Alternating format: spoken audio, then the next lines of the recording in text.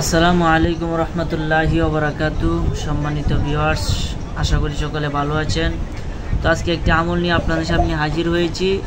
আমলটি হলো আপনি আপনার নিজের দিন মানে আপনার ধর্ম, আপনার সন্তান সন্ততি, তারপরে আপনার সম্পদ, আপনার যাবতীয় বিষয় যদি আপনি নিরাপদে রাখতে চান, হেফাজতে রাখতে চান আল্লাহ পাকের রহমতে, তাহলে আপনারা ফজর নামাজের পরে আর মাগরিব নামাজের পরে 3 বার পাঠ করবেন। যে কি পারলে এই যে এই জায়গার মধ্যে এবার ধরে তারপরে পাঠ করতে পারেন, না হলে না ধরলে কোনো সমস্যা নাই। যে কি বিসমিল্লাহি আলা দিনী, বিসমিল্লাহি আলা নাফসি ও বুলদি ও আহলি ও মালি। আমি আবার বলি, বিসমিল্লাহি আলা দিনী, বিসমিল্লাহি আলা নাফসি ওয়া উলদি ওয়া আহলি ওয়া মালি। এই কথাটা আপনারা ফজর নামাজের পর আর মাগরিবের নামাজের পর 3 বার করে পাঠ করবেন।